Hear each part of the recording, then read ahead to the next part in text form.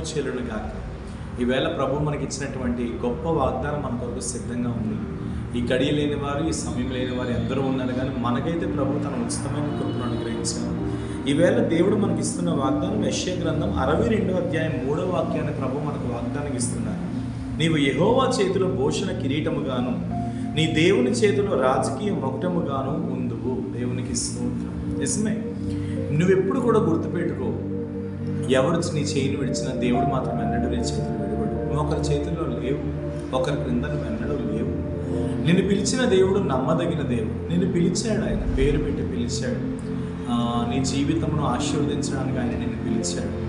ఒకవేళ నువ్వు చాలా దినములు ఒంటరితనాన్ని అనుభవించి, ఎవరూ లేని ఆదరణ, ఒంటరి జీవితాన్ని అనుభవించి, ఎవరూ లేని ఆదరణ లేని జీవితాన్ని అనుభవించి, ఓదార్పు లేని జీవితాన్ని అనుభవించి ఎన్నోసార్లు నువ్వు కుమిలిపోయిన రోజులు ఎన్నో.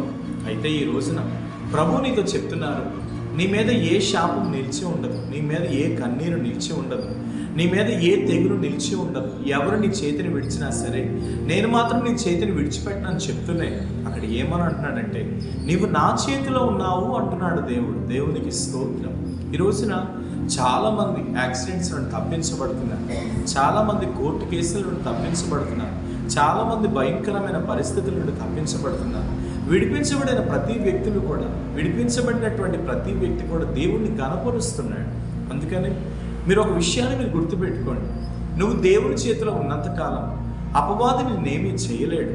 నువ్వు దేవుని చేతిలో ఉన్నంతకాలం శత్రువు అయినటువంటి ఎటువంటి కాడులు కూడా నీ మీద పనిచేయలేవు. ఎందుకంటే నువ్వు దేవుని చేతిలో ఒక భూషణ కిరీటముగాను, ఒక రాజకీయ మొకటముగాను ఉన్నావు అనే విషయాన్ని నువ్వెన్నడూ మర్చిపోవద్దు.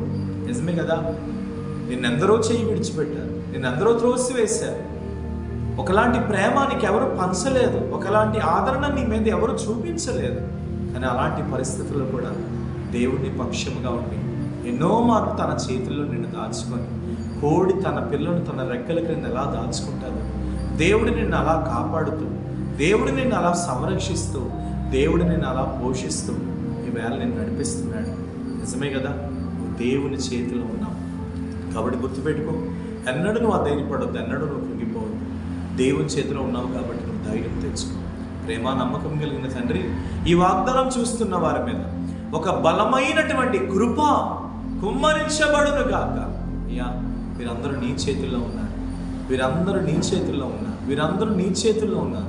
వీరు రాజకీయ మకుటములు గాను, భూషణ కిరీటములు గాను, తల ఎత్తుకెనే జీవితాలు గాను, పాడైపోయిన వీరు బ్రతుకులు, ఉన్నతమైన స్థితిలో ఉండే బ్రతుకులు గాను యేసు నామములు వీరు ముందుగా కానీ ప్రార్థిస్తున్నారు.